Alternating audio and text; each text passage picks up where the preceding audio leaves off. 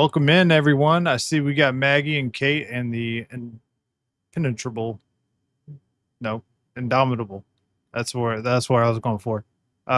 Bearded Nerd in the chat. Thank you guys for hanging around. We're also streaming. See if it connected. Did not. Trying to stream on VP Zone and Blaze and our Twitch and thank you for that.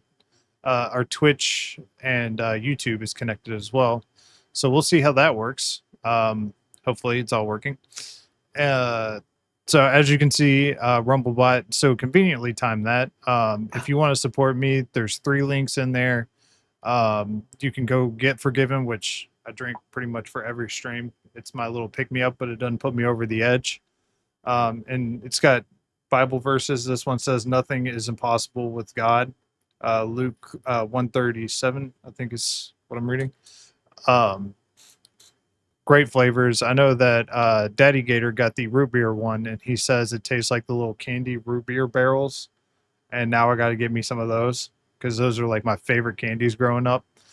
Also, you can go get these awesome magnets that we have Leanne over at Things of Holding, which if I remember correctly, Nerd, did you have a magnet? I have stickers right now, magnets in the works. Stickers. She's working out some kinks because, my logo has to cause problems.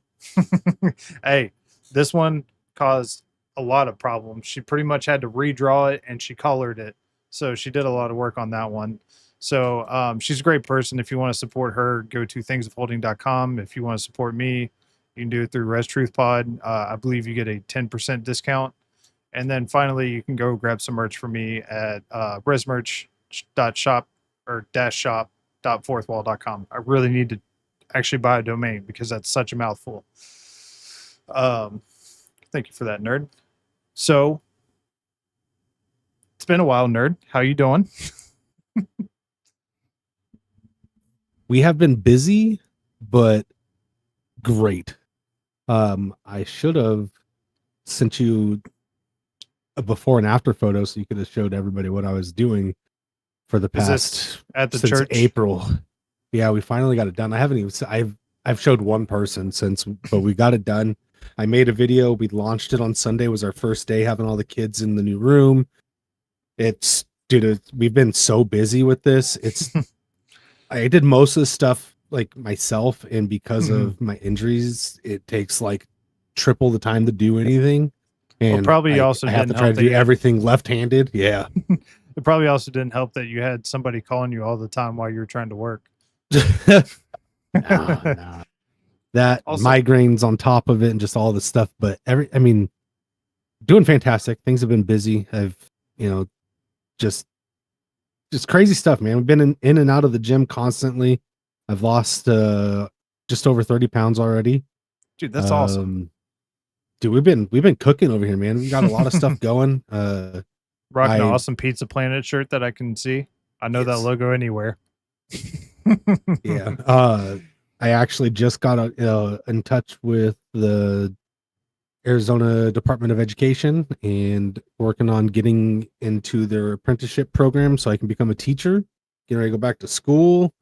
It's pretty cool because the program allows you to teach while you're in school and you're under another teacher. So the same way like a master, journeyman, and apprentice works in every other field.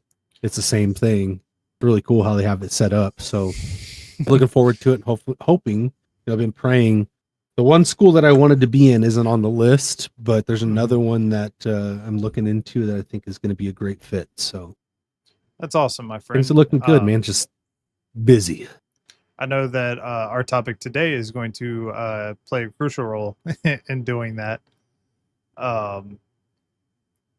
Sorry, I'm just trying to check something real quick. I'm trying to make sure that the stream's actually up in other places. Backcountry Dill. Ooh, we got, what's up? Dill, I need to call you back. I finally got my service to work. I was in the middle of trying to have a conversation with him, and then my service just gave out. Yeah, welcome to my life every single time that we talk. Yeah, dude, I on 3 of those conversations, I about threw my phone out the window. It was It was a I whole don't think thing. we've ever had a solid conversation on your And phone without you cutting out, no matter where you're at. yeah, well, I finally switched service. So they had me on T-Mobile and it was awful. And they're like, we don't know why they put you on T-Mobile. You need to be on AT&T. It's Patriot Mobile, so they have all three of the big three. Mhm. And they're like, yeah, you need to be on AT&T where you're at. And I was like, okay, well, could you switch me, please? And they're like, yeah. So, and then so I'm on my old phone because my new phone has apparently decided, I don't know if it was an update that has made it stop working. Oh, did it I'm brick not it? sure. I don't know. So we'll see. Um, but today, as you can tell by the title, we're talking about patience. And we live in a world where we want everything right now, whether it be answers, results, change, even answers to prayer. So when scripture tells us to be patient, it can be a lot easier said than done. But biblical patience isn't simply sitting around and waiting, it's about trusting God when we don't understand what he's doing or his timing. Today, we're breaking down patience from different aspects, scientific, historical, but most importantly, we're talking about the Bible. So we're going to open up the Bible to see what God teaches us about waiting, endurance, and trusting him through uncertainty. So everybody grab your Bible, whether it be on your phone or whether it Lock be in. an actual physical Bible, and let's dive right into it. So patience is much bigger than simply just waiting around without getting mad.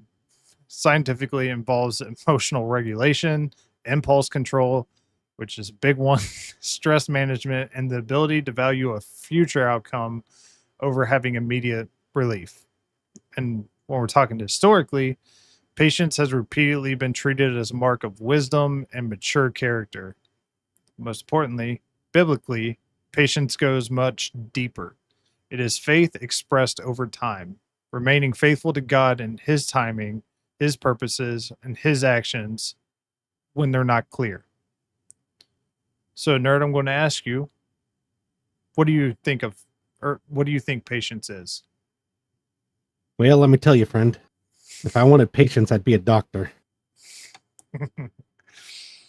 No, it's it's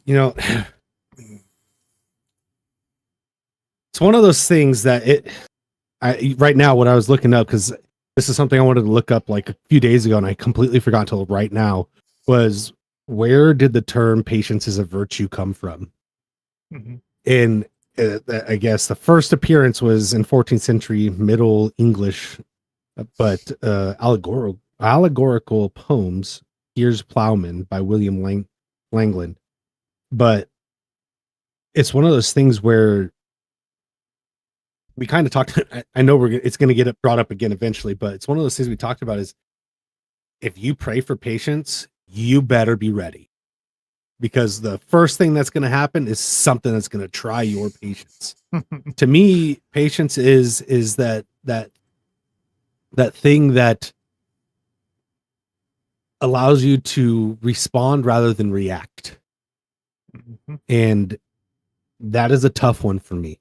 It is a tough one for me because I grew up in a household where it was react to every situation rather than slow down and respond. Part of what I have, is let me pull it up so I can read it word for word how I have it put down here. A common misconception is that a patient person never gets angry, annoyed, or frustrated. James 1:19, you must all be quick to listen, slow to speak, and slow to get angry. Nowhere in there does it say that you're not allowed to get irritated, not allowed to get angry, but it's what you do with it and how you stay in control. So patience is staying in control of your irritability, your anger, staying in control of yourself when you're not getting what you want or not getting to where you want, or something is out of your control. So controlling yourself without spiraling out. Sorry, I can't speak today. You're all good. God will humble you for sure, is what Maggie says. That's Oh yes. 100% accurate. So we usually define patience as the ability to endure a delay, a difficulty, a frustration, or suffering without giving up or reacting destructively. But biblical patience isn't passive. It can mean I don't understand what God is doing right now, but I trust Him enough to remain faithful when I wait.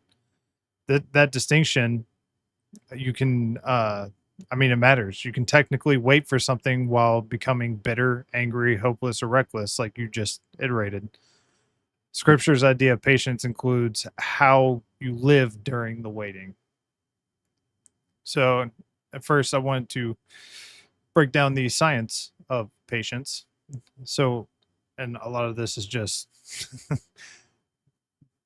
it was very scant on, apparently not a lot of people are doing studies on patience. So from a psychological standpoint, patience involves several systems working together. You have delayed gratification.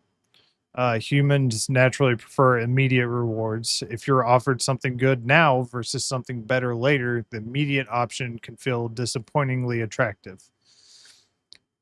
Patience requires the ability to say the thing I want immediately isn't necessarily the thing that is best for me. Interesting enough, that has a strong biblical parallel. Sin repeatedly offers someone immediate gratification at the expense of future consequences, while wisdom often requires surrendering immediate desires because we trust something better.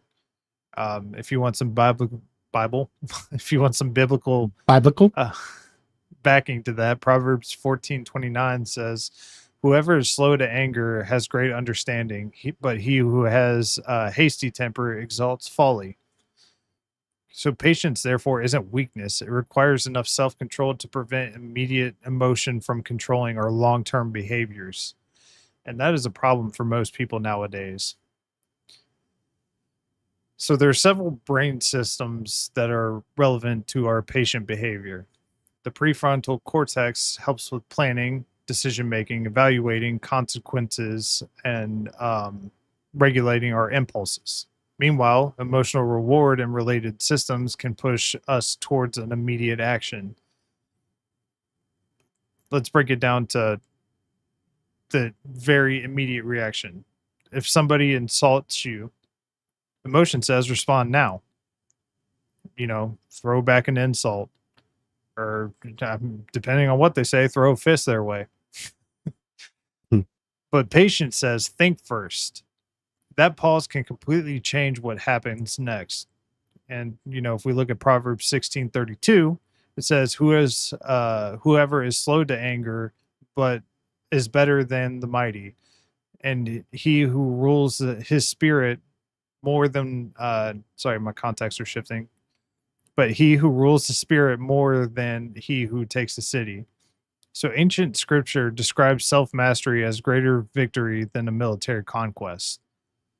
Um, Modern psychology gives us language for some mechanisms involved, but Proverbs identified the importance of controlling one's response thousands of years ago. It's almost like there's nothing new under the sun, and we've always had these issues.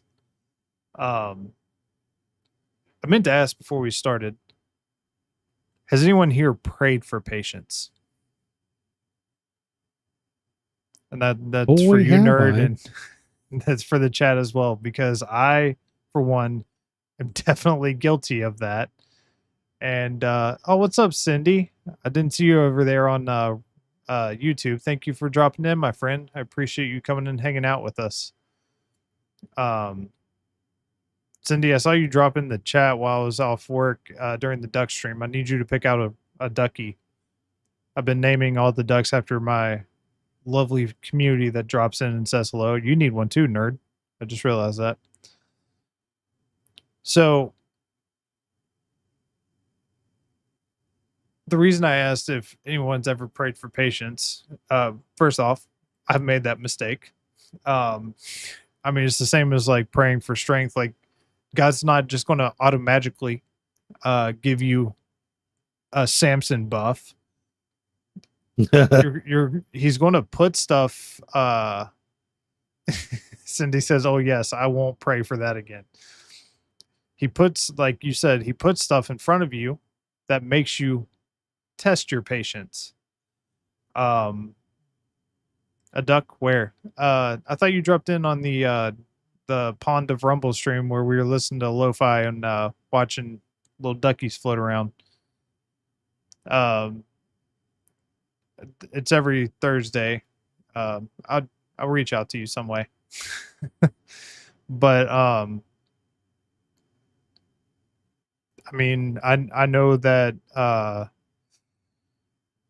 one of the last times I prayed for patience, it wasn't like a rocky part of the relationship. It was we were going through a tough time together, and it kind of tested our relationship. And that's when I had the talk with my pastor, and he was like, "Yeah, don't ever pray for patience because this is what's going to happen when you do pray for patience." And it's not a fun time, and it's not just enough to say, okay, God, I get it. Nope, you gotta finish your test. There is no opting out. Yep. Yep. But I did see a little off topic. I did see a reel the other day that somebody posted about who would win in a fight, Samson or Goliath. And I just thought it was comical, and I want to see what your take on that is. I think Samson would tear him limb from limb. That was my exact thought. I was I like, really yeah. do. I was like, One way Goliath or was a another, he's big taking him dude. apart. I was like, Goliath was a big dude, sure. But Samson literally killed 1,000 people with the jawbone of a donkey. Yeah. Guy was a madman. Like there was no stopping him. No, there definitely wasn't. Dang it, what was it called? What was he called? What was he was set apart? What was daggone it, what is he called? Oh my gosh. Hold on. We did this last time. I literally had to look up this the other day and I couldn't remember it. It's you can't touch a dead body, you can't drink fermented wine or fermented grapes, or I think just Nazarite. fermented drink. Nazarite, yep. Yeah. And you can't cut your hair. That's the 3 no-nos of being a Nazarite. And he broke all of those. But the one thing that I think makes test our patience the most is stress. Because it becomes much harder under stress to be patient.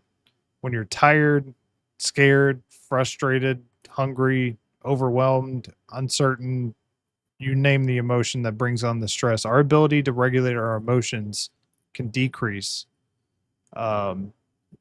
That's important because patience really isn't really tested when everything's going great. What's up, Flesh Heart? Great to see you, my friend. Have fun hanging out with Resbot in the shadows. Love you too, brother. You go tuck them little kitties in. You know, when things aren't going well, that's when you need patience. You discover it when somebody is irritating you, your plans are falling apart, your prayers seem unanswered. And I highlighted that they seem unanswered. That's a whole other rabbit hole that we could go down. Is sometimes God tells you no and you just don't want to admit it. I'm guilty of that myself. You know, sometimes it could feel like you're progressing so slow, or you're misunderstood, suffering, or you just don't know what's going to happen next.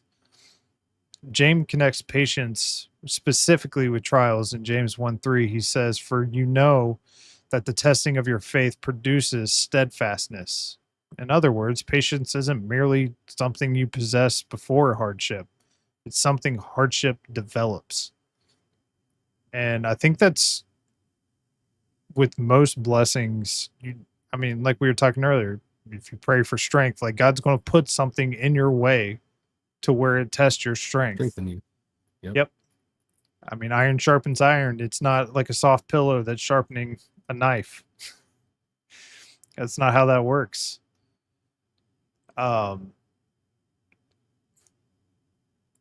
Why do you think patience is such an important virtue?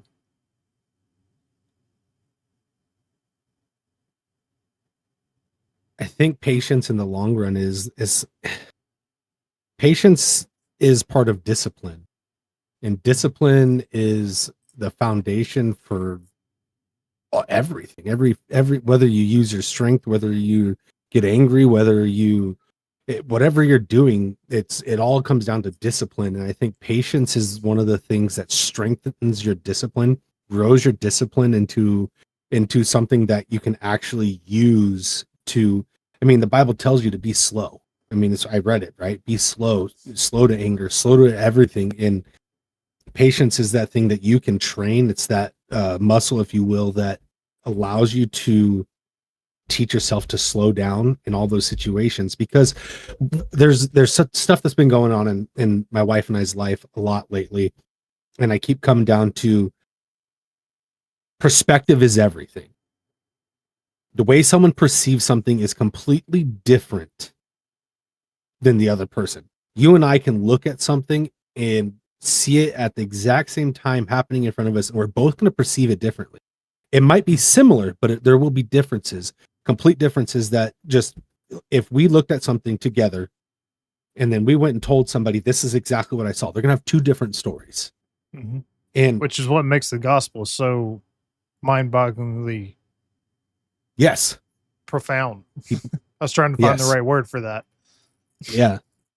And I think learning how to use your patience and to flex the muscle of that allows you to be patient with these people, because not everyone is going to see things the way that you do, or perceive something. Like, you might have done something with completely good intentions and there's no negativity to it at all, but someone is going to perceive something.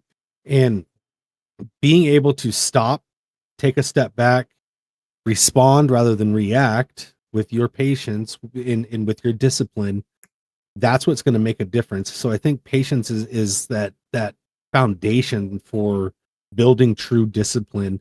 And when you become disciplined, you in your area of patience, you become disciplined in other areas too. So I think it's just one of those things that's really important, because it's a core building block, if you will, of quote unquote virtues. I definitely agree. Excuse me. So, patience, just like faith, I like to equate it to what I know. It's like a muscle. You know, it's not literally how our brain works, but the analogy is still useful. Repeatedly practicing emotional regulation, tolerating frustration, which is something I am still working on. I get frustrated really easily, as I'm sure you can attest with me dealing with my phone issues. Um, and delaying our impulsive reactions can help those responses become more familiar. Think of it like your weight training. Um, you know, doing bench press feels unnatural when you first start out, but once you get in the flow and you do it repeatedly and repeatedly and repeatedly, it gets easier to an extent, because obviously you're going to go up in weight, but that pattern becomes muscle memory. Just like if you're constantly working on your patience, again, I advise, do not pray for it. Do it on your own. um, the As you progress in working that muscle, you're going to get stronger. It's going to be the default, not the, you know, my first reaction is to get angry. Well, if you do it enough times, your default becomes, let me think first instead of let me do first. Mhm. So biblically, the pattern is very similar. We'll have a trial. You endure that trial. We get maturity out of that trial. I brought up James 1:3 before. I'm going to continue into verse 4. It says, and let steadfastness have its full effect, that you may be perfect and complete, lacking in nothing. Perfect here doesn't mean becoming incapable of sin or mistakes. The idea is maturity or a completeness. God can use waiting to develop something within you that receiving what you wanted immediately could never produced. I mean, think about it like, nerd, what was something that you really wanted when you were a kid, but your parents told you had to wait for? Man, a dirt bike. I wanted a dirt bike so bad. So okay, well let me tell you. Let me tell you a story because you asked that. I learned this lesson the hard way. Right, I had a really nice quad. Like it wasn't the best quad in the world, but it was a nice quad. Mm-hmm. And my dad's friend bought one of those. Do you remember? I think it was Checker Auto Parts came out with a motorcycle with a dirt bike, Mm-hmm. and this thing was cool, right? But it was really a piece of junk. It was a piece of junk. And my dad's friend bought one, and he was driving around. I'm like, man, I love this thing. I rode it. I'm like, this thing is freaking so cool. I'm like, I want to trade him my quad for this dirt bike because I want the dirt bike. I want this dirt bike. He was like, deal. And I mean, I threw a fit with my dad. I was probably 14, 13. Threw a fit about, let me do it. It's my quad. Let me trade it. I'm old enough to do this and let me make my own decisions. Blah, blah, blah. He's like, you know what? Fine. Go ahead. So I traded him straight across the dirt bike for my quad. My quad, it was a Yamaha something. I can't remember what it was. It was nice. It was a nice little quad. Or sorry, Suzuki rather, because it was yellow. And I rode that dirt bike, and the next week, the kickstand fell off. The following week, one of the foot pegs broke, and then the clutch stopped working. And I'm telling you, within 2 weeks, I couldn't even ride the thing. And there was no trades backs. I no longer had a quad or a dirt bike to ride because I didn't want to stop and wait. And that Christmas, my dad actually got me a dirt bike, and I was supposed to wait until Christmas to get a dirt bike. Then I would have had a dirt bike and a quad. Now I have nothing. And I learned the hard way. Like sometimes you got to just be patient and slow down. Definitely been there. Yep. The thing I wanted really badly, there's multiple things. Actually, so my dad wanted me to I remember it was Christmas and my dad had gotten me this awesome remote controlled Dale Earnhardt Jr. car. It was so cool. I mean, the thing was like literally that big. It was like a massive remote control car. And I remember scale huge. Yeah, it was massive. And it was really cool because dad got the Intimidator, Dale Earnhardt, and then I got Dale Jr. because that was kind of how we broke down at that point. Because I thought Junior was the hip and cool guy. Now that I'm older, I still love Junior, but his dad is the one that I love. But I was so antsy to go out and drive, and dad's like, hold on, let's take it somewhere where we can, like he wanted to take me to a parking lot to where I couldn't hit anything with it. Dude, I drove it for maybe 10 minutes until I accidentally lost control of it and slammed into a mailbox and absolutely destroyed the front end of the car. He got it pieced back together to where it looked normal, but couldn't drive it anymore. So it became a really cool and I'm sure really expensive decoration in the garage. But yeah, that's why, having patience and, that's the perfect example of the both of them really. If I would have just waited and let my dad take me to where I could get comfortable with it, I'm sure I would have wrecked it eventually, but I guarantee it lasts more than 10 minutes like it did beforehand. And that's how God works with us. Normally when he's telling you no or telling you to wait, he's doing it for your benefit. Because we are really quick to dive headfirst into something that's going to destroy us. That's pretty much what it is to be a human. And guys, if you want to in the chat, you can definitely tell us your stories about dealing with patience and the trials that led up to you gaining some patience. It's one thing I always love talking to new Christian or like new people to me that are Christians is like, I love asking them, have you ever prayed for patience? What happened? Yeah. How'd that go? Yeah. Because I've made that mistake plenty of times. I feel like at times I'm still dealing with ramifications of praying too much for patience. But before we, I wanted to go back into history and look at patience. You know, it's patience has been recognized as a virtue across many civilizations. I would argue almost all of them. Ancient Greek philosophers discussed self-control, endurance, and governing one's passions. You know, Stoic philosophers particularly emphasized enduring circumstances outside one's control, which is really biblical if you think about it. Um, Roman thinkers often associated restraint with wisdom and strength. Now, Christianity, however, transformed the concept. It wasn't just simply accept your circumstances because you can't change them. It became remain faithful because history is ultimately under God's authority. That's fundamentally different than any theologian, or not theologian. What's the word I'm looking for? Philosopher. Philosopher? Philosopher. Yeah, we'll go with that.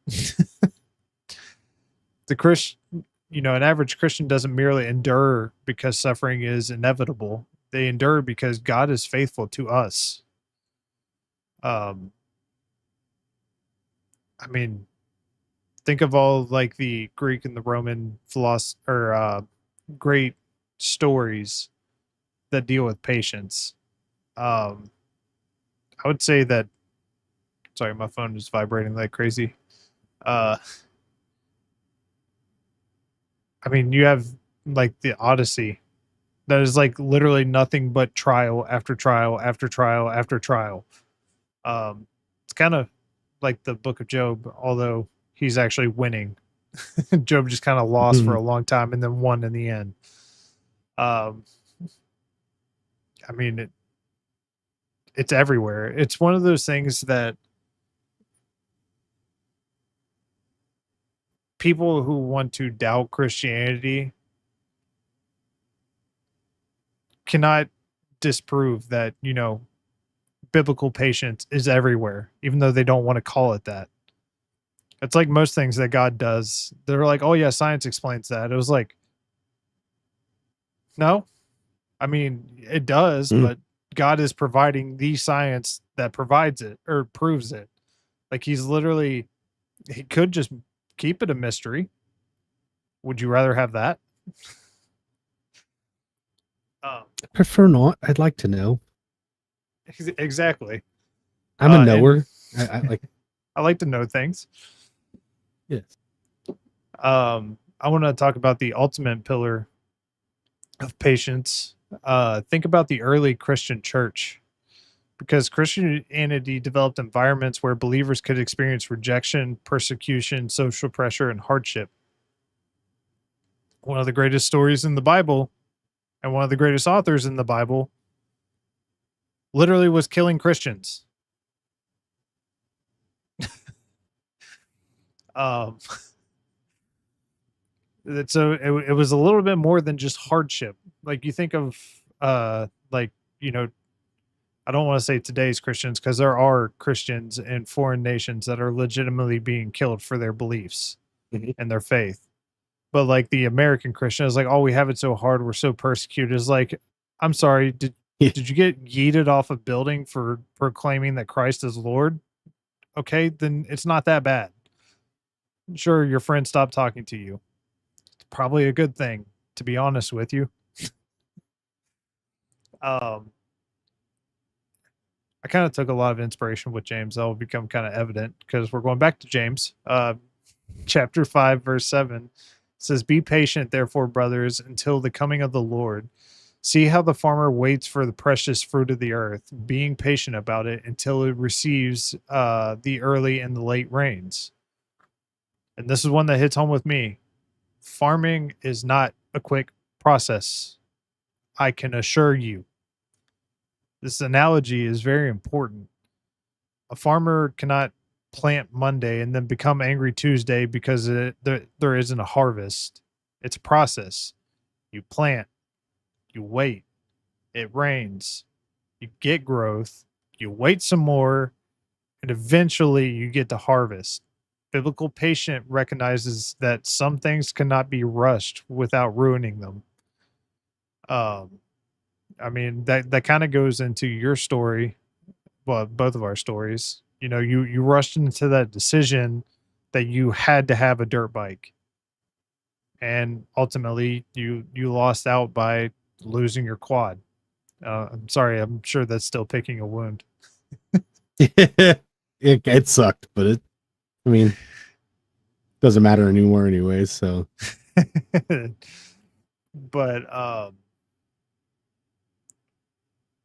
But what's when you think of patience, what's the story that comes to mind? It can be either biblically or, um, like I mentioned, the Odyssey. What comes to mind for you with patience?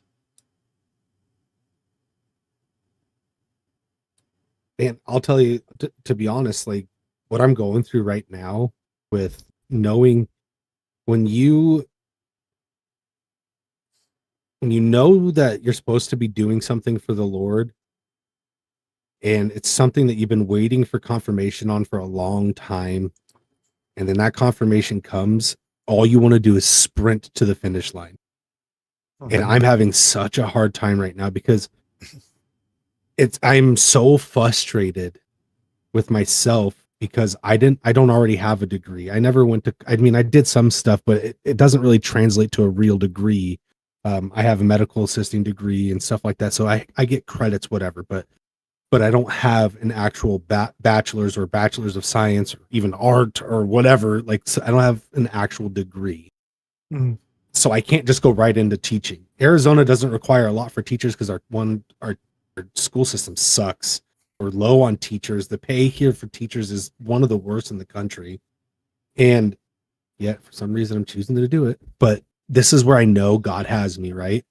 Mhm. And I just want to run to the finish line. And then I get all this information like, oh yeah, you got to do this, you got to do this, or you got to do this, you got to do this. And then they're like, well, guess what? We actually have this program, but you have to finish this and this and this and this before you can even apply to that program. And then once you apply to that program and you get accepted into the program, then you yourself, you have to call that school and get accepted by their HR to get into that school under a teacher. So it's like every step of the way, I'm just dying. Everything's dragging. And all I want to do is sprint to the finish line. And I'm sure there's a way that I could do that, but I'm trying to do everything right and slow down and let God lead and take me to where I'm going. But it's one of those things, and you brought up Job, that poor guy, right? He went through a Yeah. lot. And imagine the patience he had to have sitting there knowing like God is going to take care of this. In one What's of the up, worst Sheena? times of his life, I was about to say I have a whole he section for stopped, Job. you know, and I think right now that's the story that's just hitting me. I've been, it's just everything that we've been going through right now and everything Mhm. that we're doing just hinges all on patience because it's all these things that I could just got to go slow and do it right. If you want it done right, you have to go slow and have the patience to get it done right. And Yep. try not to take shortcuts and stuff. And uh, my patients have been very trying. I opened with a joke. I'm not a doctor, so I don't need patience. And that's when I've made that joke most of my life. And I've always been a very impatient person. I don't like to wait. And I I'm getting to that point now where it's like, okay, I know what you're doing, Lord. What's next? Rather than, all right, let's go, just run, bulldozing through doors instead of waiting till he unlocks the door for it to be opened. I'm not kicking on doors. I'm trying to go slow, and it's very hard. It's very frustrating because I know like where we're going, but it's so frustrating to go slow and be patient. But Mhm. in the long run, it's what's going to be. It's what's good. It's what's intended. And the Definitely. discipline of it's going to make me better in the long run. What about And you? What about Sheena, you? What's that one story? well, you kind of took my answer. I was going to go with Job. I didn't finish it. Um, well, first off, Sheena, I appreciate you coming in and hanging out with us before you go to bed. I'm glad you got to Richmond safely. Actually, I have family that lives in Richmond, so um, there's some good parts, and then there's some to Richmond. there's some sketchy parts. So hopefully, you're in one of the good parts. My beard has apparently gotten long enough to where it keeps on hitting the mic when I Is it getting stuck in the mic yet? Yes, it is, dude. That's why mine's like way back because it hurts. Like yank out. I'm like, ow. Yeah, dude. The word that's a whole side topic. Never mind. We'll go down a rabbit hole talking about beards. Trying to think of something different. Whoops, what did I just do? Oh, you can scroll that. Interesting. I have docs in my. I don't know if you have docs set up on your OBS. I didn't know that you could scroll the tabs on your docs. I'm here for work. I have my recertification to borrow. I'm in North Chesterfield. That's where I think it is. You're actually not too far away from my in-laws. I mean, think about the story of Joseph being born, or not Joseph. Sorry, I was looking ahead on my script. John the Baptist. You know, they were promised that they were going to have a baby, but they were advanced age by the time that she became pregnant with John the Baptist. Like, what was the story? I have it in here somewhere where God had promised them a child, and then the servant ended up giving a child. Is it Abraham? Yes, Abraham. Yeah, it's Abraham. Yeah, and that's where Islam comes from. Is that that hastiness to have a child because God said you were going to have a child, so he tried to do it for himself. Now we have one of the most problematic religions that we have to deal with today. And I'm sorry, but I'm not sorry. It's the truth. They're eating people off of buildings. Show me a religion that's on the right side that's eating people off of buildings. I might have just accidentally took a shot at Judaism, or some of the apostles or the disciples, which I mean, still accurate. But speaking of Abraham, God promised Abraham descendants, but fulfillment didn't happen immediately. Years pass. That's where the difficulty begins, because waiting can create a temptation. If God isn't moving fast enough, maybe I need to make his promise happen myself, which is the mistake that we all make all the time, is we think we know better.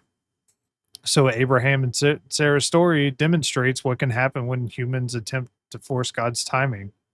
Knowing that God's promises, this teaches an uncomfortable lesson. Knowing God's promise doesn't mean knowing God's timetable. We often want God to tell us, there's a fly in here. Who, what, where, why, when, how. God sometimes gives us the what while withholding the when. Patience, trust God in the gap. That's what patience is he'll give you a peace. But you got to take that peace for what it is and trust that God will develop that further. So how about patience when life makes no sense? Let's talk about Joseph. His life contained betrayal, slavery, false accusations, imprisonment, waiting, and eventually restoration. What makes it so extraordinary is it isn't simply that something good eventually happened. It's that Joseph remained faithful before he knew how the story would end. That's patience, biblical patience, I should reiterate. And I'm not saying it's easy.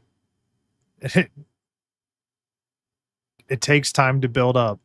It's easy to trust God when you're reading Genesis because you already know Joseph becomes powerful in Egypt.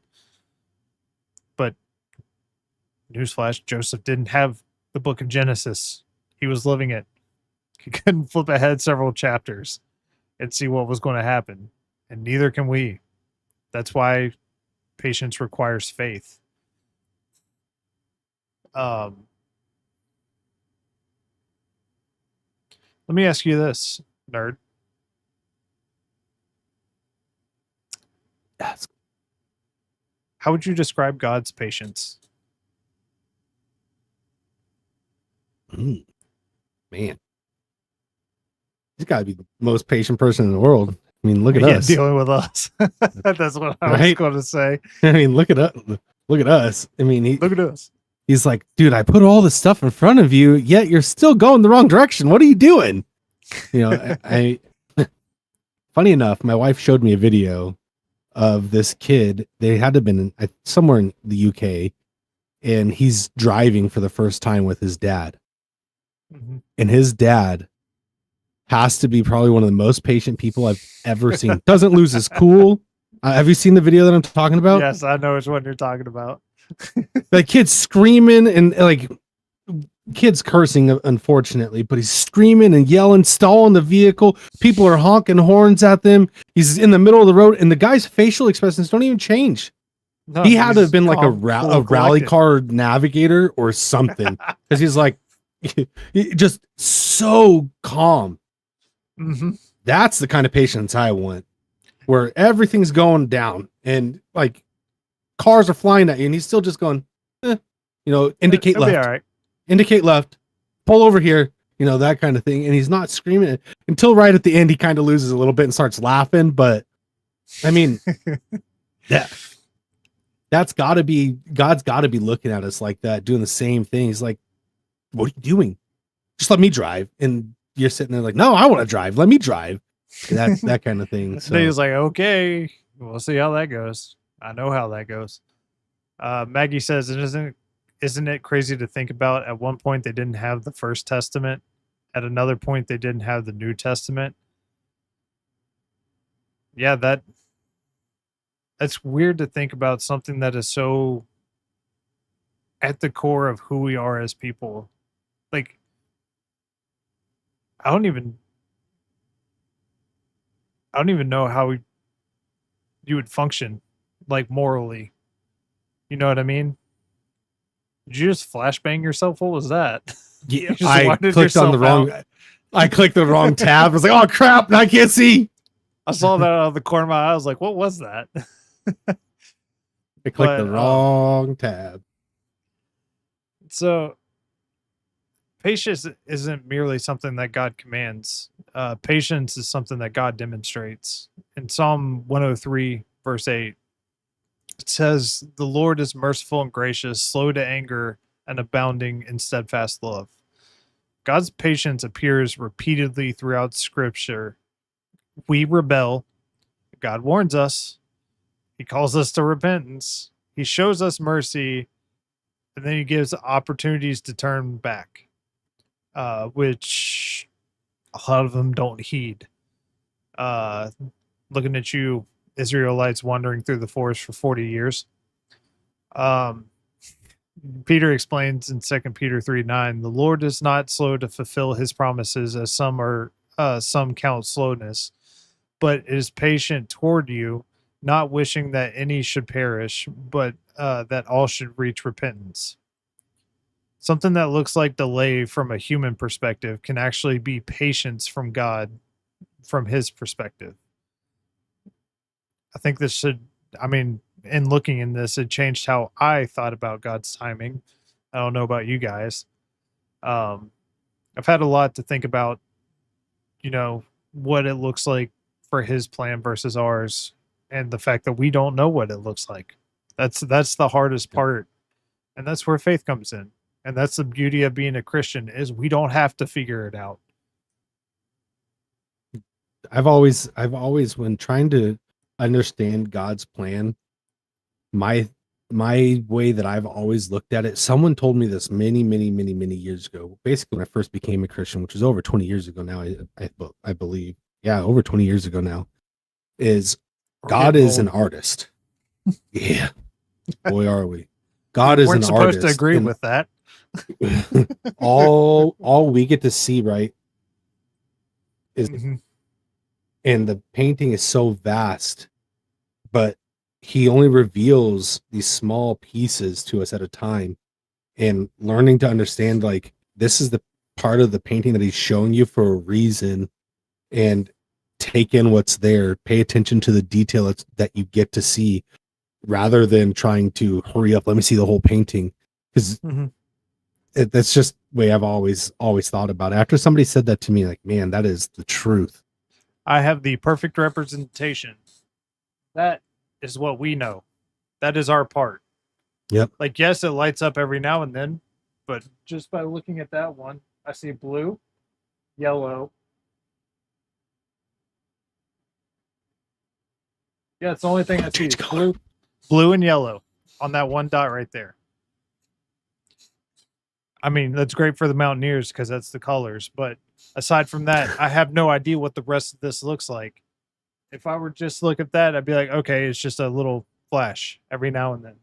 But then you back out and you get to see from like God's view, it's a meteor shower, multicolored. Yeah. But you would have no idea of any of that just based off of that one little speck. Sorry, my camera's not flipped around like normal, so it's throwing me off. Sorry, while you were talking about the little picture, I was watching the lights behind me. I was like, that's a perfect example because you can see one right there. The camera being not flipped is really messing with me. So I did find an example of what impatience can cost. And it comes from our good friend Moses in Numbers 20.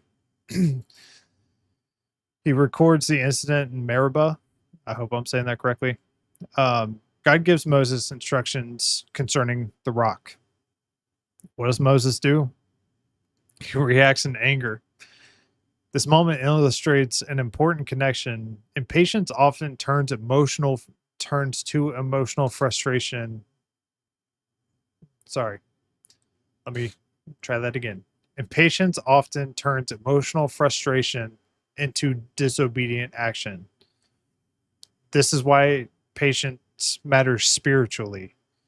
It isn't just I hate waiting. Sometimes it becomes I'm tired of waiting, so I'm going to take control. And we've talked about a couple examples of what taking control looks like and why it is not the greatest thing for us. And impatience often leads us into decisions that we later regret, like me taking the car out on the street and ended up wrecking it 10 minutes later. Or you trading your quad for a dirt bike because you didn't know that you didn't know that you'd be getting a dirt bike probably a couple months later for Christmas. It was like 5 months later. Yeah. Stupid.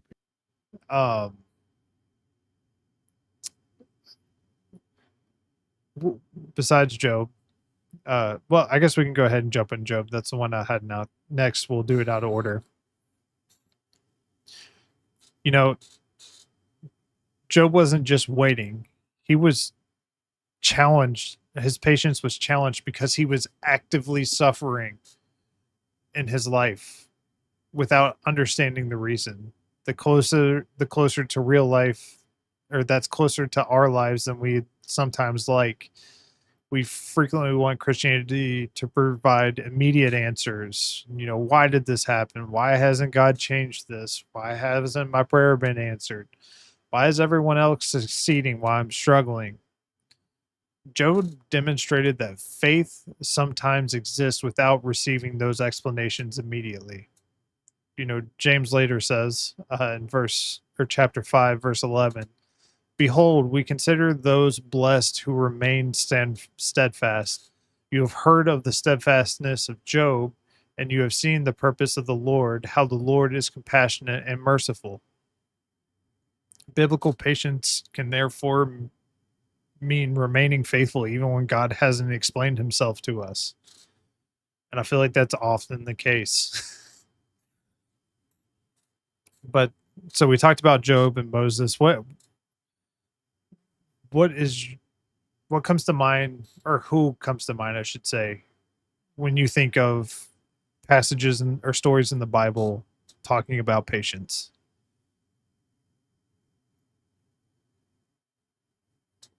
I What know there's about a few. being locked? What about being locked in a cell and and instead of being upset and angry, they're praising and worshiping the Lord. Mhm. That's a true showing of, that's really using patience rather than being upset, knowing like, hey, God's going to get us out of this. We just got to sit tight. And then the walls fall down, and instead of leaving, they say, nah, we'll stay. We'll stay. Your And life is worth it. We'll stay. and what happened to the person that they That's stayed right. for? That's right. And imagine what happened to that man's family because of the change that he made in his life, the ripple that them stopping. Yep. Not only did it save his earthly life, Yep. it saved his eternal life because they they're like, these guys had the opportunity to leave. They don't owe me anything, but they stayed Yep. to talk to me. I want to have to hear what they have to say, and they preach the gospel to him. That's patience. Yep. Because if I was imprisoned, in my opinion, falsely, and the jail walls just magically, we know how they came down, but the Yeah. walls came down Yeah. on their own. I'm not sticking around. I don't know if I'm that good of a Christian. I'll like, see you later. Let me get out of here. I'll write you a Yeah, that was God postcard. opening the doors for me. I'm out. Yeah. Yeah. Yeah. The wisdom that it took for them to be like, no, we need to stay because we're not here to, this is not our story to leave.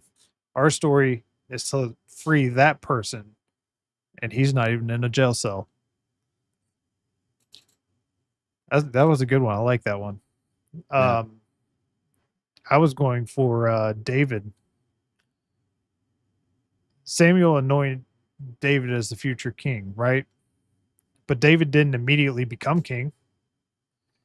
Instead, there was an enormous gap between the promise and the position that he was foretold to have. And during that period, Saul tried to kill him. That was who was king.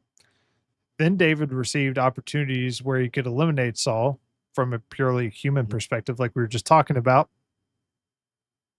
I don't think I'd be like, oh, well, it's supposed to be mine. So I must, you know, take him out.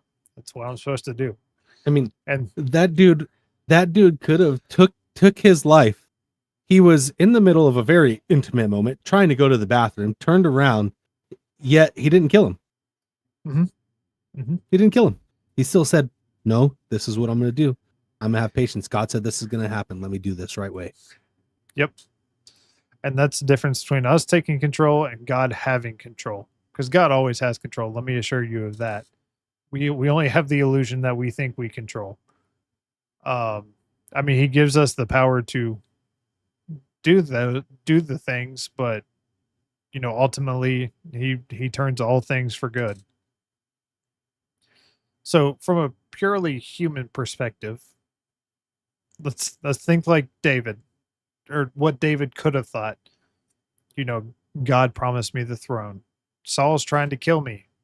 Maybe God is He's giving in me my this way. opportunity to execute Order 66 or 86. I forget which one it is now. 66. Nerd help 66. Okay, I was right 66. to start with. But instead, David refused to seize God's promise through sinful means. And that's profound. Patient refuses to accomplish God's will through ungodly methods. He trusted God not only with the destination, he trusted God with the route.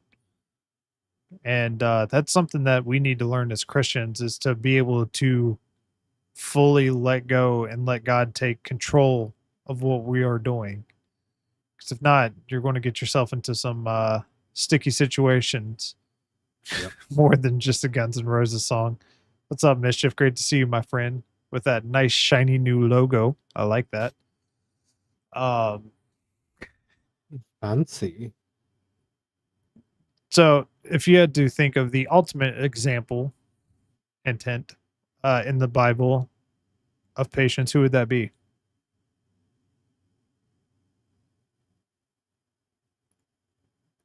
Well, there's a lot of different. See, I look at this. You think about the ultimate hint of the ultimate bit of patience. 33 years of being on this earth.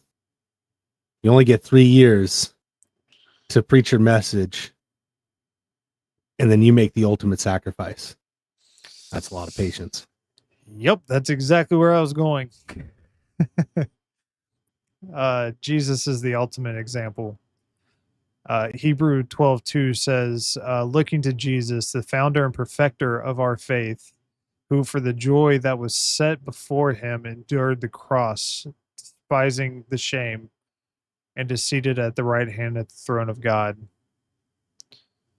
God over Sodom and Gomorrah when Abraham was looking for believers. Yep. And he described him enduring the cross while looking toward the joy set before him. Jesus demonstrated endurance doesn't mean pretending suffering isn't painful. That's important. Biblical patience does not require saying that doesn't hurt or that doesn't affect me. Instead, it says this hurts, but suffering will not determine whether I remain faithful to God or not. Jesus knew suffering was not the end of his story. Neither is it the end of the Christian story. I mean, look at Revelation. We know what happens in the end.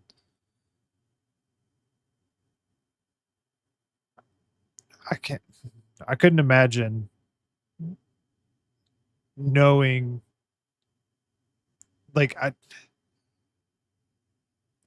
if I could be a fly on the wall, I wouldn't want to interact or anything, but I would have loved to see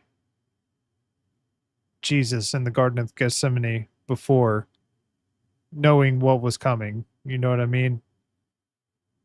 I couldn't imagine having that weight on your shoulders. Think of the patience. Think of the patience he had to have had when he was praying so hard. He was bleeding. Yep. Right. And he gets up and comes out there and they're sleeping.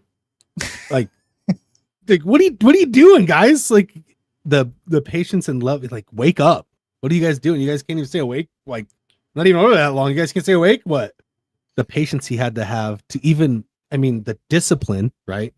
Mm-hmm. To stop and to pray that long and that fervently that he started bleeding from blood vessels, like sweating blood, essentially. Mm-hmm. That's crazy. That's unbelievable. And that's why the story is so amazing. And Sheena, have a great night, my friend. Thank you for stopping in and saying hello. It's always great to see you. Good night. Don't you start that yawning stuff. Sorry. I've been up all day and I got to do it again. I'm getting up earlier because I'm going to start stream even earlier tomorrow. Goodness gracious. Now you got me yawning. Sorry, boss. Sorry. So Galatians 5:22 and 23 say, but the fruit of the Spirit is love, joy, peace, patience, kindness, goodness, faithfulness, gentleness, self-control. Against such things there is no law. Obviously, Did you ever hear that? You know what faith case is? No. Anybody in chat know what faith case is? Oh my gosh, you got to look it up and play the song, the Faith Case Fruit of the Spirit song. Let me mark this. Oh. It's an old, so we used to teach it like, I don't know, 10 years ago to teach the kids about the fruit of the Spirit. It is so good. But now anytime someone says the fruit of the Spirit, that's the only thing that I can hear.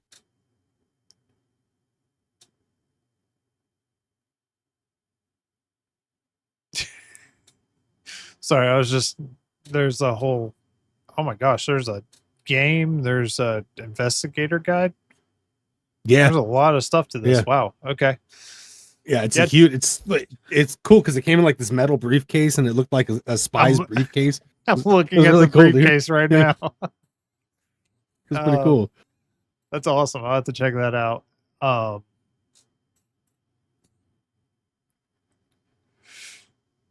Now you got me yawning. I can't stop. Patience. Sorry, guys. Sorry. a personal trait. Some people naturally have a calmer personality, compared to others, but biblical patience goes beyond just temperament. It is something the Holy Spirit develops in believers. That means that Christianity doesn't simply say, yeah, try harder to become patient. It says, walk with the Spirit and allow God to transform how you respond. That's why I'll tell you what. So when we went to the Bible Museum, we got to make like a first century lantern. Mm. And we made it with the techniques that, they used to do back in the day to actually make these. Like technically, if this was actually good quality clay, I could have wood fired this and this would actually be a lantern. And you fill it with some oil and then you just light it and then you're good to go. How about you show the other one? Oh, the nice one that Lauren made. Yeah. Lauren's is very pretty. Beautiful. Mine is atrocious. But the instructor, when we were doing that, she was wonderfully inspired to tell us about how, we were molding this clay into this functionable thing, and how doing this with our hands is kind of like how God intervenes in our lives. He's just molding and molding. Sometimes like I messed up on mine, I'm sure you can tell, but I had to start over on certain sections. So I had to, thumb it back down and, actually flip it over and start molding it again. And that's what God does with us sometimes. Sometimes we mess up and it's back to the drawing board. You got to reshape it.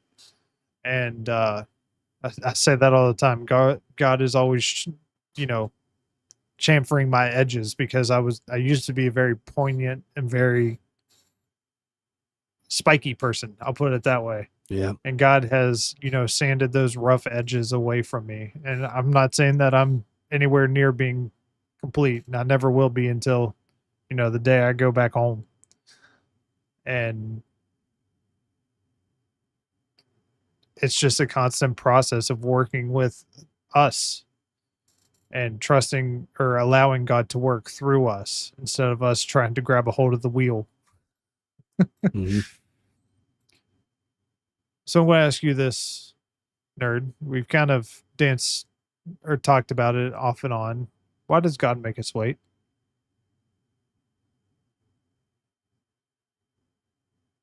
Well, we don't know. We don't see what's on the other side. God is the one that sees what's on the other side. So again, it comes back to developing us to get us ready for what's coming. The weight of the waiting is the test sometimes, and we can't see what's on the other side of, outside of that square of the picture. So waiting for the rest of that, because he puts things together. He's an orchestrator. He's an artist. He's an author, right? He's writing the picture, and he knows he's putting things together while we're sitting there waiting. We think we're waiting for nothing, like, oh gosh, come on, God. But he's putting things together. He goes ahead of us. He goes before us. And sometimes you got to slow down so he can get way ahead of us to clear up the path to make things ready. Because if you're trying to go as fast as he is, you're going to trip and stumble, instead of allowing him to go ahead and clear out the path and put things where they're supposed to be, put the right people there, allow him to go ahead of you and work instead of trying to catch up with him. And I think that's why he makes us wait. Is one, it's going to develop us, makes us stronger, makes us more disciplined, but it allows him to work. Because even when we don't see it, just like that song, even when I don't see it, you're working. Mm-hmm. And sometimes the wait is him working, getting things done for us. Definitely. Sorry, I opened the can of worms with the yawns. I know, dude. Now I can't stop. What's up, Catch a W? Great to see you, my friend. Sorry I missed your wife's stream earlier. I saw that she was, or was that yesterday? It all kind of runs together now. The more I get into this, and like I've been actively looking for another job, I feel like I've lost the illusion of what time actually is. It all just kind of fades together. But let me ask you this. What is one of the primary arguments that non-Christians make against Christianity? Rephrase your question. what's the common Like we're in argument some sort that, of a debate. like, Sorry. say, I ask somebody if they know Jesus, and they're like, yeah, I've heard of him, but this is my main hang up. I've drawn a Because blank. What do you? one of the big arguments I hear all the time is, if God can do something instantly, why doesn't he? Like, why can't Oh, he just fix yes. this? Yep. My Yep. life's an absolute train wreck. Why didn't he just turn it around and make everything sunshine and Mhm. rainbows? Why does he allow this to happen? Ugh, that drives me nuts. I mean, he could do all those things, just like Mhm. he could have called legions of angels down, but he didn't, because he loves Mhm. us. Yep. And he wants us to grow. He wants us to learn. He wants us to develop. He wants us to be strong. He doesn't want, God did not create us to be weak, feeble creatures, even though we kind of are, right? We kind of are. We're humans. We have human desires. We have human emotions. We have all these things, but he didn't create us just to be so weak. Do not mistake meekness for weakness. He didn't want us to be weak. He wants us to be meek. He wants us to be mighty. He wants us to love. He wants us to be slow and speak with being gentle. But that doesn't mean you have to be weak. Mhm. Like we just talked about it. Samson slew 1,000 people, right? There's plenty of battles that were absolutely insane. There are so many battles in the Bible that if that was to happen right now, we wouldn't know what to do. The world would not understand what is happening, right? It would be something No. far worse than we've seen in a long time, right? Yep. And to see blood in the streets and things like that. God did not create us to be weak. Mm-mm. It's, I was going to say, sometimes we're not ready for what we're asking for. yep. Sometimes the circumstances aren't ready. Sometimes God's developing our character through what we're going through. Sometimes he's protecting us from something we cannot even fathom. Sometimes other people are involved in what God is doing. Sometimes waiting reveals what we actually believe. It's real easy when all you have to do is say, "Hey, God, I have this problem," and then solved. That's not really faith, because you're Yeah. just doing, and you will. Then It's then like we're going to turn him into a genie in a bottle, and we're going to just try to rub the lamp when we want something. We're going to put him thank you. back on the shelf instead of him being the one that's in control. It's going to be, hey, I need this. Rub, put it back. And that's one of the things our youth pastor used to always tell us when we were younger. It's like, God is not this quick solution. He's not the genie in the bottle where you rub the lamp, he answers your thing, and then you put him back on the shelf, because then you don't need God. Nope. You're just using God, right? And it doesn't work that way. No, it definitely doesn't work that way. No. And sometimes we just don't know. He doesn't tell us why. And that last one is difficult, but it's also very important. Christianity doesn't promise God will explain every delay. It promises that God remains trustworthy during the delay. Isaiah 40:31 says, "But they who wait for the Lord shall renew their strength. They shall mount up with wings like eagles. They shall run and not be weary." Quit yawning. They shall walk, I wasn't on it. not faint. I saw it out of the corner of my eye. I thought you were yawning. Maggie says, God just shakes his head at how impatient we can be. Definitely. Oh, I always like to think of it as he'll sit there and just be like, kind of raises an eyebrow, like, really? Again? again, dude, again. But this all comes to say that waiting on God isn't just spiritual. It's not spiritual inactivity. It's an act of dependence on God. Like, we depend on God as much as we like to think we're a strong, independent black woman that don't need no man. We need God. I say that to Lauren all the time when she's in a funk. I was like, I thought you were a strong, independent black woman who didn't need no man. It always gets a little chuckle out of her. But, and that's very important. Like, patience does not mean doing nothing. And I feel like that's the biggest misconception, which is why I've touched on it multiple times. I felt that that was important. So, what I'm going through, I'm praying about employment. Um, Patience doesn't necessarily mean sitting at home waiting for somebody to randomly offer me a job. You can pray, Mhm. you prepare, you apply yourself, you learn, you seek counsel, and then you put in the work. And then with what you do, you trust God with the outcome. Biblical patience means do what God has given you responsibility to do without trying to control what belongs to God. And that balance is crucial. Insert parable of talents. Thank you, Mischief. Yes, sometimes you need to take the first steps. Um, Faithfulness handles today's responsibility. Patience leaves tomorrow in God's hands.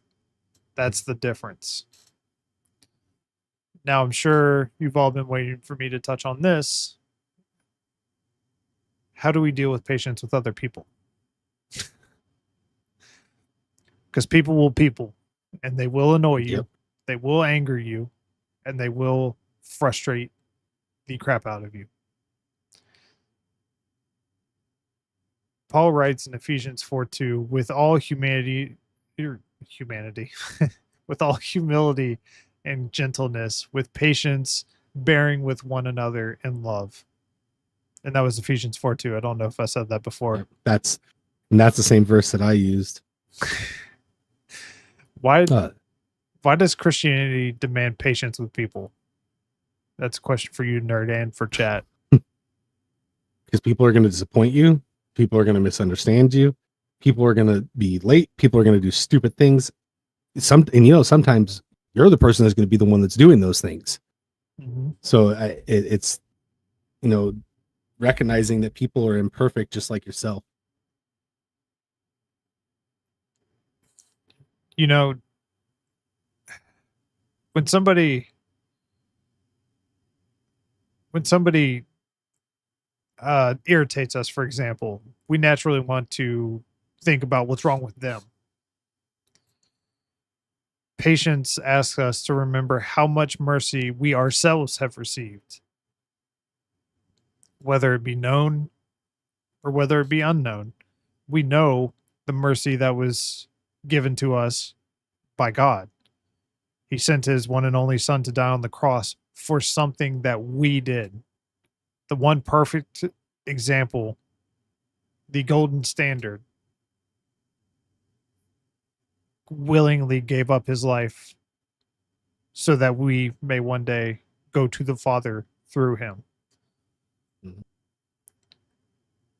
Now, this doesn't mean allowing abuse or pretending wrongdoing is acceptable by any means. There's boundaries, correction, justice, and patience. They can all coexist. Coexist. It simply refuses to let anger become your master. So Mischief says one, prayer and giving it to God, asking for help, reading the word. Two, remembering that God was patient with me undeservedly. And three, remembering God's promises for living according to his will. Very succinctly put. Thank you, Mischief. So I did a little section called Patience and Prayer.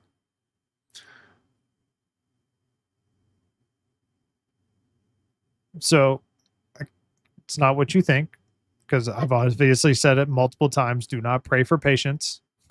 I was more going at it from this cycle. You pray, nothing seems to happen. You pray again, still nothing. Eventually, you go through this cycle continuously, and that little nagging question comes in the back of your head. I know we've all had it. Is God listening to me? Jesus repeatedly taught persistence in prayer, and Scripture presents believers who waited significant periods before seeing God's purposes unfold. This means unanswered prayer isn't automatically ignored prayer. Sometimes God's answer is yes. Sometimes no. Sometimes it's just not yet. And sometimes we don't understand the answer for the long waiting. And sometimes it's pretty clear when God is telling you no. You may not understand why he's telling you no, but I guarantee if you put a little forethought in it and check it against scripture, you'll figure out why God's telling you no. That's where prayer becomes more than just asking God for things. It becomes trust. You're having a conversation with God saying, God, I think that this is where I'm feeling you're calling me. How do I get there? Light the path before my feet. Mhm. And with that passage, I'm blanking on what actual scripture it is. Notice it's only, he doesn't light the entire way. He lights right step for step where you're walking. Because it'd be easy for God to light the entire path with neon signs pointing, this is the direction you should go. But God knows we are very dumb at times.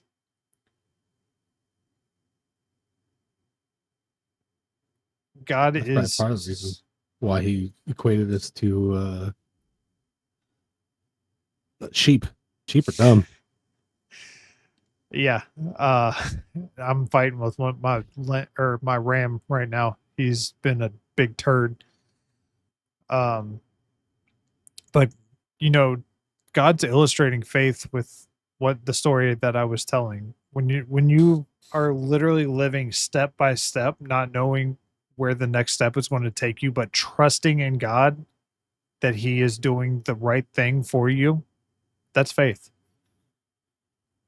Maggie says Paul prayed 3 times before the thorn, or prayed 3 times for the thorn to be removed. That's the one thing that has helped me with my prayer over the years. Sometimes the answer is no.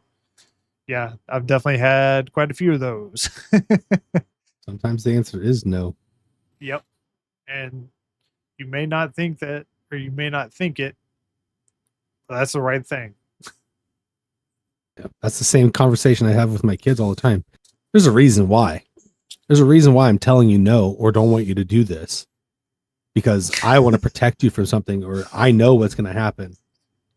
Kate says we're all a little touched in the head. That's how she describes her dog, who is a little particular. I just call mine special.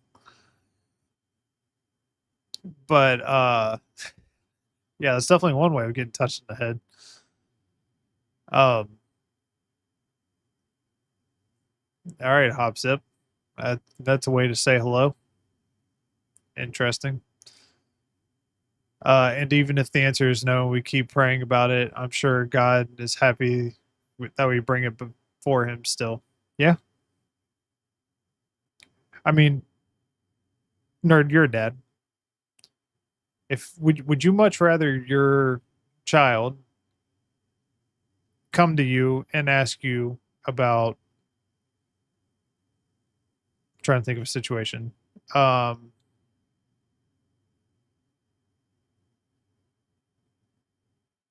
Okay. If your child came to you and was just like, "Hey, Dad," I'll go for old school example of what happened to me, and I learned to listen to my dad very quickly. Do you remember the cigarette lighters that you push in the vehicle? Oh, yes, I do.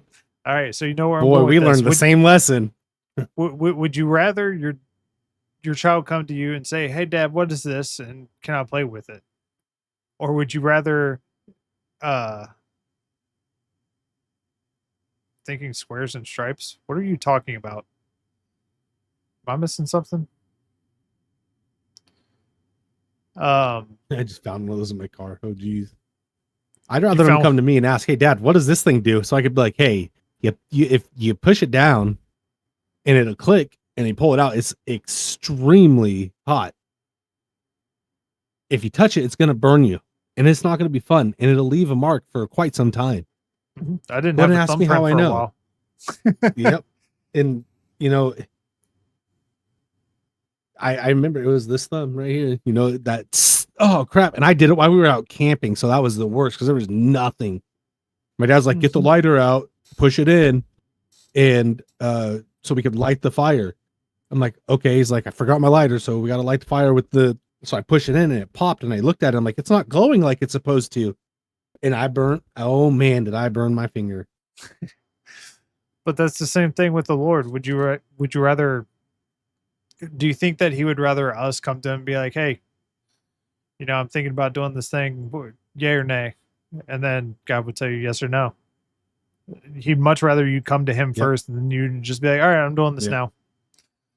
Yep. So, and it ultimately comes together as trust. Biblically, patience asks a deep question. Who do you trust when you cannot control the outcome? Proverbs 3 verses 5 through 6 says, trust in the Lord with all in thy heart and lean in not unto thine own understanding, but in always acknowledge him, and he shall direct your path. Notice it doesn't say trust God once you understand everything. It says not to lean. Trust God through everything. Through everything. Don't trust your own heart. Don't trust your own mind. Lean into God for everything. I'll put it this way. If God gave somebody the whole blueprint of what he's doing and said, hey, this is what I'm doing. And, say they're a good Christian. How many times have you been working on something, for the church or for something, and, it's your calling, what you're doing, you have the vision, and then the pastor comes in, it's just like, hey, we should turn it this way a little bit. A little bit more. A little bit more. And then all of a sudden the vision that, God gave you, it's like, we did a 180. Hold on. What happened? Human influence will always corrupt. Not just a portion of your heart, but with all of your heart. Yep. Yeah, we screwed up somehow. That's what Maggie said. And what's up, OG? I'm sorry I missed you in there, my friend. Great to see you. Yeah, we would definitely mess it up. Mm-hmm. So if you haven't noticed, there's a pattern. Just like everything in the the Bible. We have a promise. There's a period of waiting. There's a period of testing. There's the perseverance, and then we have growth, and then the fulfillment. I mean, there's countless stories. Abraham waited. Joseph waited. Israel waited. David waited. Job endured. The prophets waited. The disciples waited. The early church, you name it, they all went through periods where patience was involved. And Christians today are still described as waiting for Christ. I mean, we're still waiting. Romans 5, 3 through 5 tells us that tribulation it works patience, and patience experience, and experience goes to hope. If you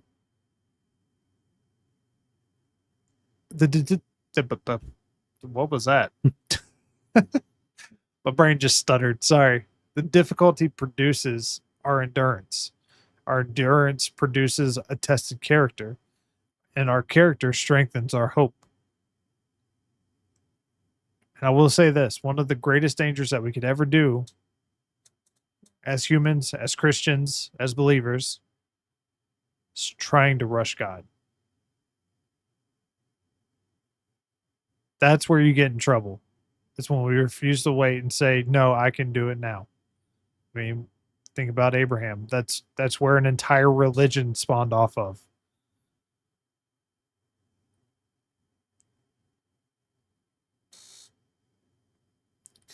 Israel became impatient with Moses.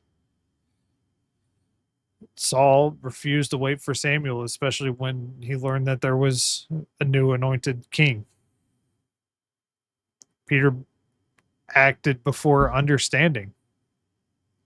Cut off a dude's ear, and she's just like, no, no, no, put that back. That's not what we do. I mean, we as people say that something needs to happen. God hasn't told, faith is telling us that God hasn't told me to move yet. That's the difference between impatience and patience. Is I need to do something. I need to do it. And if you notice what I was doing there, I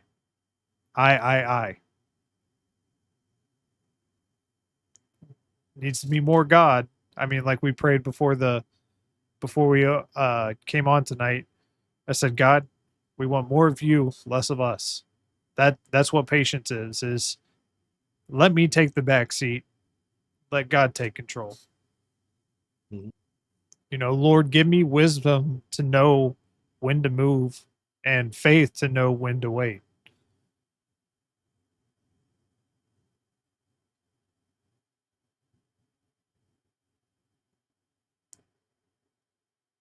So, what do you think the biggest takeaway from this deep dive into patience is? Or seeing the heart of what the Lord has for us. And for me, it's while I was reading a lot of this stuff, it was like, man, a lot of patience comes from knowing the Lord. And the best way, someone said something earlier, and it triggered this thing in me. It was like, not like that kind of triggered this thing in me was I'm so triggered right now. I've realized, like, if you really want to have patience, it's all laid out in front of us. It's in the Bible. Everything's there. So, geez, what the heck? They all came at once. Oh yeah, I just saw that a second ago. sometimes Helix does that where it's just like, oh hey, refresh. Guess what? And yeah. But I think that's the biggest thing is, like, it's a reminder of the discipline is in reading. The discipline is in knowing Him, and the patience is something that'll come secondhand. I mean, it is a fruit of the Spirit. It's part of the fruit of the Spirit, right? It is. One thing we should set straight is there's not multiple fruits of the Spirit. It is the fruit of the Spirit. They're all one fruit of the Spirit, but different aspects of the same fruit. But when you know Him, patience comes easy because it's right here. Quick to listen, slow to speak, slow to get angry. These things, it's all written there. And when you know the Word and you're chasing after God, then you will be able to have patience like no other. And that was something, like, it was I think it was God, like, hey, stupid, with the shovel smack to the face, like, hey, guess what? You're welcome. The whole pointing a finger at somebody's threes pointing back at you, that thing. Mm-hmm. That's what it was. It was like, that's wow, okay, God, I understand. Like this. Yeah. Just kidding. Yeah. Knife handle. Get up straight. But sorry. I think that's it for me is the realization of the discipline of knowing Him is what's going to bring the patience. And the patience is in the journey. The patience is the Lord. It's knowing the Lord. I wholeheartedly agree. I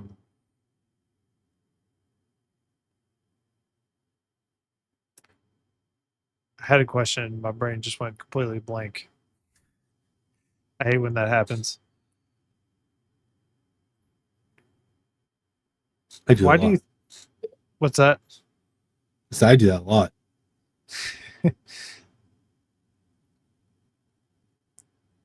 Why is it you think that we struggle so hard when we have all this evidence of God being good for us and being faithful to what we're doing?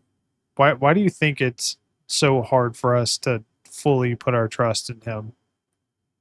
It's that instant gratification, dude. I think that's not very nice, I think Kate. She's trying to distract me. I think that's the one of the biggest parts of it is the we want it now. We don't want to wait. And It's my money and I need it now. JG Wentworth. I had to. I'm sorry.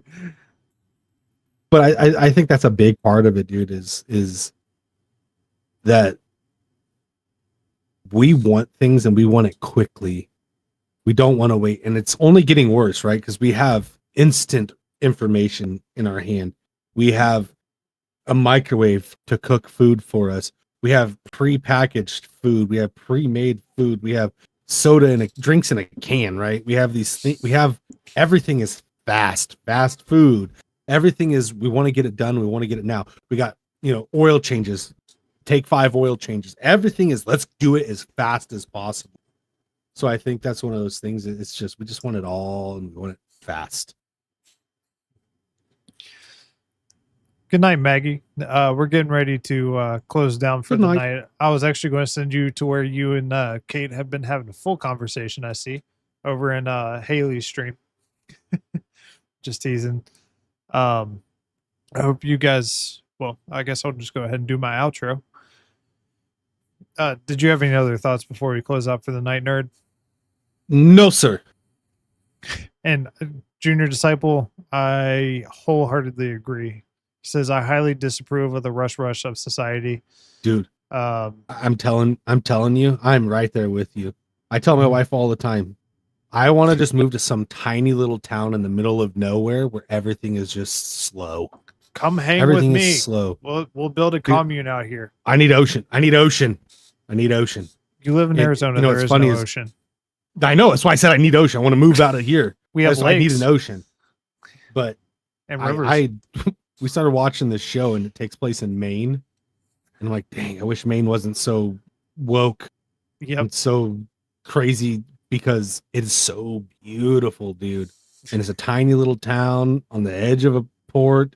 Like, man, come on. I have tomato and cucumber plants. Interesting. And I'm just giving you all a hard time. I definitely want you all to go over and support Haley. She's an awesome person. But I appreciate you both sticking around as we close out for the night. I know you're all old and you need to go to bed. Obviously kidding. Patience isn't easy, especially when we don't understand what God is doing or why he's making us wait. But waiting doesn't mean God isn't working. Whatever season you're in, keep praying, keep growing. He needs out chaos. What? Y'all confuse me. And keep being faithful. Our chaos. Oh, I gotcha. And keep being faithful with what God has placed in front of you today. You may not understand his timing, but you can still trust in his character. Yeah, it's working. I love you all. You guys are absolutely amazing. Yes, he does. And with that comment, he's going to get it. Yep.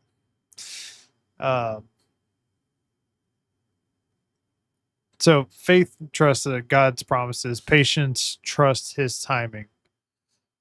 So until next time, guys, I'm going to send you over to our great friend Haley. Go drop follow if you haven't. Go show her some love. Drop a bunch of emotes, the flashy things if you may.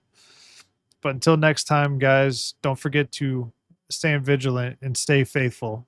Good night and God bless you. See you. Bye. Bye.